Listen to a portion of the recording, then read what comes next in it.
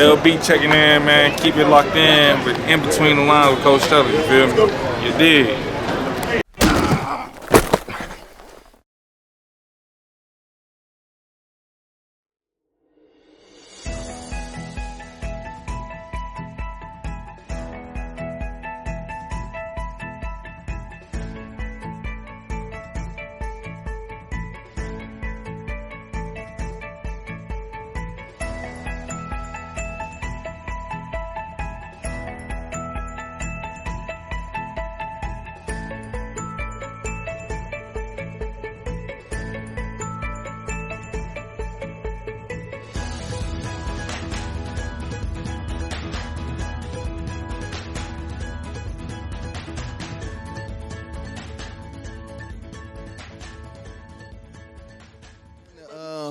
It's week 9. We right into the StellaScope Recap, the games of the week that you wanted to look at and want everybody to keep their eye on. Yep. So give us some analysis, give us some breakdown. What you see, Coach? What we need to know? We're going to recap last week, bro. Just 2 games, man, both local. So the first game was our Thursday night bonus coverage, Mooney at Harding. Mooney now 6-2, Harding now 3-4. Mooney got it done 7-3. We was there. Brady Desmond, shout out to Brady, 36-yard touchdown run early to kind of put him up. And we didn't know at the time, but that was all the points that Mooney needed on that night to get the win. Right. But starting off with Mooney first, of course, their offense didn't have a great night. Mooney came in banged up. Running back Ike Lake got banged up during the game, which is a key cog for them. Also, not without having Braden Bryan, who done based on the transfer rules, he can't play the rest of the year. So, and also Tyon Flowers, who had a torn Achilles. So they already came in banged up, losing Ike Lake during the middle of the game. They kind of playing banged up, but they got the 7 points they needed early, and then kind of went from there. As far as Mooney offense, ain't too much to talk about from the game on that night. So I'm going to swing to the other side of the ball because I was impressed with their defense. They only gave up 3 points all night. We're going to talk about 2 in particular later when we get to our PCT performance list. We're going to talk about 2 in particular. But I thought the Mooney defense played great. Anytime you playing Harding, even though they're young, even though they're kind of in a rebuilding year, trying to get some young kids up to speed, it's still Harding. It's still Harding athletes and Warren athletes out there. So to only give up 3 points is a accomplishment to have moving forward, especially considering Mooney's Division 5. It's hard for me to see him playing a Division 5 team in the playoffs with as many athletes as Harding. So to be able to go out there banged up and defensively without having Dom Letlow and still holding the 3 points, that's a good night. One thing I did like about Mooney also, just kind of being on their sidelines, walking through, they know they weren't playing a great game. Their coaches knew they weren't playing a great game, but there was no panic. There was no negativity over there at all. It was mostly players picking each other up and mostly coaches talking to each other, trying to make adjustments. So I could see that winning culture coming together for Mooney. Coach Frank doing a great job. Shout out to Coach Morrow. They're doing a great job over there building that culture, putting their kids in position to win games, and they winning games. They're 6-2, and I'm pretty sure they're number 1 in their region right now in Division 5 for the playoffs. So Mooney having to bounce back years, like we say all the time. Anytime Mooney is good, our area is a lot better. So it was a great night for Mooney. Anytime you win, regardless how you win, it's a great night. Next week they going to South Range, which won't be easy. But I know the biggest thing right now for Coach Frank on his mind, being that they're off week 10, is okay, let's try to get a win and let's get healthy. Actually, them not playing week 10 because they were supposed to play Ursuline kind of does them a favor because hopefully they can use that week to kind of get back as healthy as possible. You know what I mean? So shout out to Mooney, man. We wanted to see him up in person. We wish we could have seen him whole, healthy earlier in the year with everybody, but they still got it done, and Mooney having a great year. On the other side with Harding, first thing I'll say is I thought defensively Harding had a great night. We talked about Brady Desmond. He scored early in the first possession. And a lot of times that first possession, whether it's high school is probably 10 plays. In college and NFL is probably the first 10 to 15 plays where they got it scripted. Meaning I know exactly, if you're the defensive coordinator, I know exactly how you're lining up to what formations, and they're able to tinker and have plays they know are going to work. So if you look at the touchdown of Brady Desmond, it was kind of one of them fake tosses handed to the fullback underneath, and it was just a great game plan call, and they got it, and they really, that's all they needed for the night. But outside of that, Harding played great. They only gave up 7 points all night. Shout out to Tyler Smith. I thought Tyler played one of the best games I've seen Tyler play in person. And shout out to Xavion Smith. I thought Xavion Smith played one of the best games I've seen him play in person, especially defensively. I thought them 2 kids had really, really great nights, but as a whole, I thought the defense played well. offensively, it wasn't a good night at all. I don't think I'm breaking any news with that. Anybody that was there, and I'm sure the coaches and the players will tell everybody that also. Offensively, it wasn't a good night. Shout out to my boy Tavy. Tavy get healthy. Hopefully, it's nothing too bad. Hopefully, it's just an ankle sprain. But shout out to Tavy. One of our young guys got banged up a little bit. But offensively, we talked about it last week as we were previewing for the game. You just got to get a little more creative, man. Got to get a little more creative. And it sucks because they're starting to get beat up. They're already young and they're starting to get beat up as far as Harding goes. So they gotta figure something out offensively, especially this week going to Massillon. Never an easy task going to Massillon. We know what type of defense they have. So I feel like Harding's defense, they're out there on the field a lot. You know what I mean? And every game we've seen them so far, I feel like they out there a lot. And they did a great job this game not cracking. Like I said, we only gave up 7 points. But in football, when you're out there over and over and over again, sometimes you could get tired, but sometimes you could just lose faith also. And I thought the Harding defense did a great job starting with DC. Coach Ongaro had a great plan, doing a good job with the defense. And I thought it was led by Tyler. I thought he played with good energy, good passion. He was locked in before the game. Like I said, Xavion Smith did good. The secondary didn't get tested too much. You know what I mean?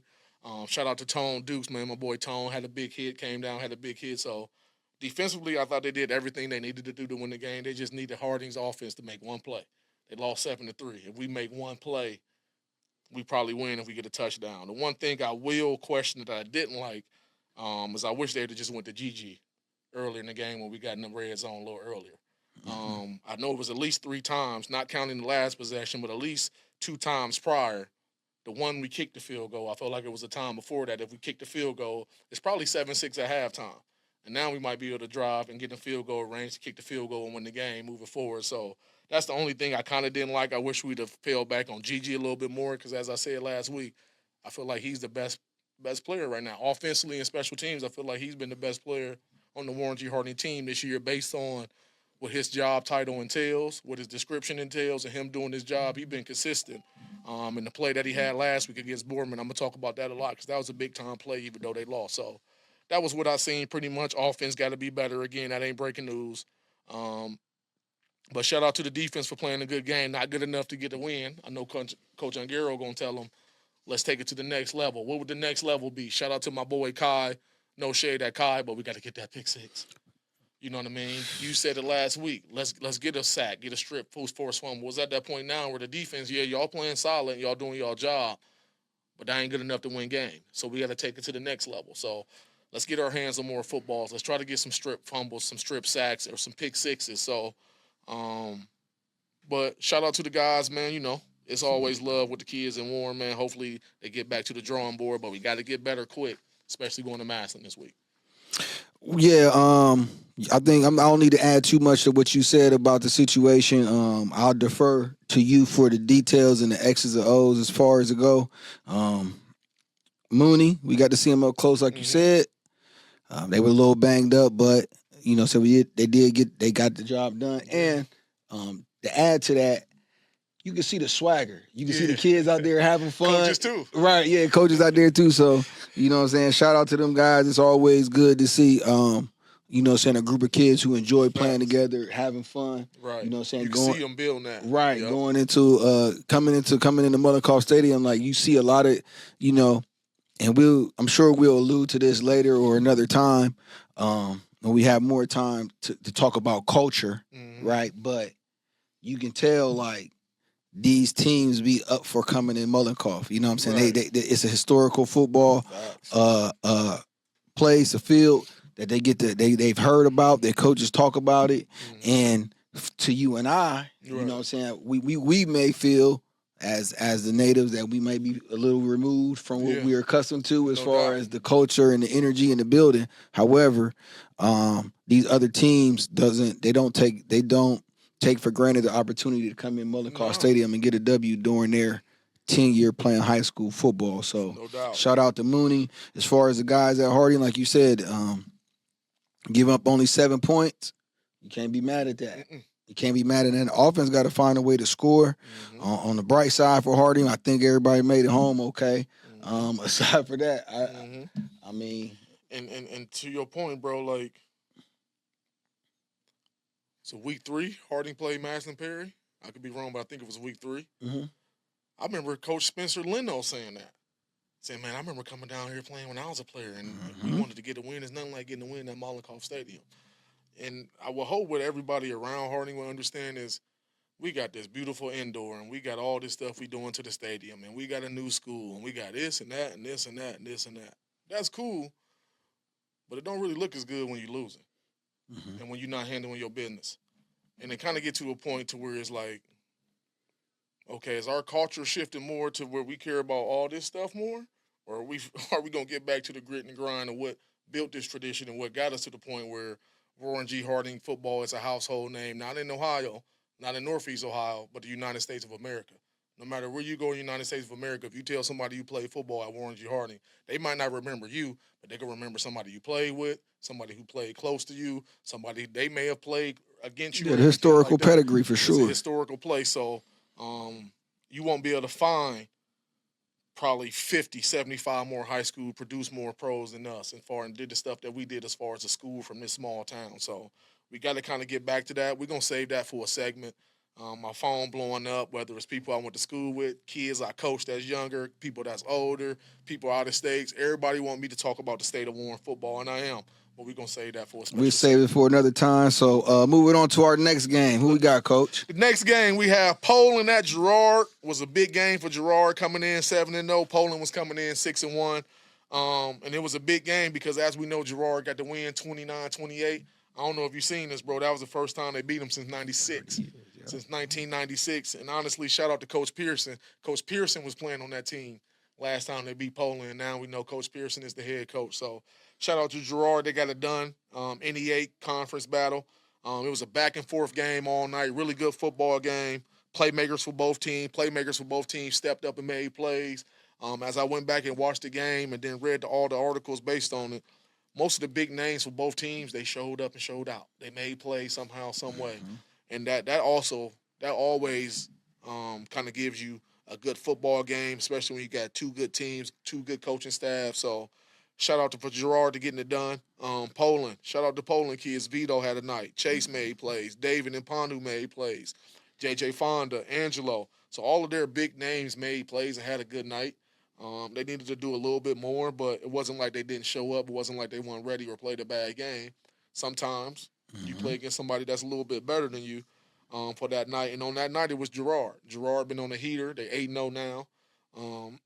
Shout out to A.J. Pearson. He been our player of the week here between the lines with Coach Stella twice. Mario Lempinski, Jeremiah Hunter, Braxton Sloan, Joey Alajar, Jaden Wade. Like, they got playmakers too. And all them guys stepped up and made plays. So I just said about 15 names combined on both teams. Yeah. And all those players were out there making plays. So that made me feel good just as a high school football fan. I kind of wish I could have been there, even though we were at a great game, but I kind of wish I could have been there just to see the atmosphere and see the kids going back and forth to have fun, be in a competitive environment. That means a lot for both teams, but Girard got it done. I know a lot of people in the area wanted to see Girard play Poland. They were 7-0. I remember telling AJ, you got a big one coming up this week, and they went and got it done, man. So shout out to them guys. And at the end of the day, it kind of came down to A.J. Pearson having the ball, drove his team down, got him in the end zone, and got the 2-point conversion. I laughed as I was reading the paper and watching the playback. In the paper, they said Coach Pearson had a decision to make out of the touchdown. Coach Pearson already made that decision before that drive. If we score, we're going for 2, we're trying to win. If you don't beat a team since 1996, you ain't trying to get there and then tie it up and go play in overtime.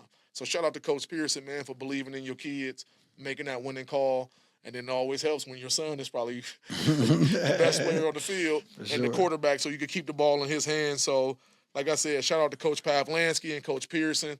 2 good head coaches doing a great job with their teams this year and their staff. Shout out to both teams, all the playmakers on both teams. 2 good football teams in our area, bro, having a good football game. At the end, Girard won 29-28, but it was a classic game. And Girard 8-0. For sure, man. Shout out to the Bulldogs. Shout out to the Indians. Shout out to Girard getting it done. Moving right along, we're going to get right into our... Stay locked in between the lines and Coach Stella.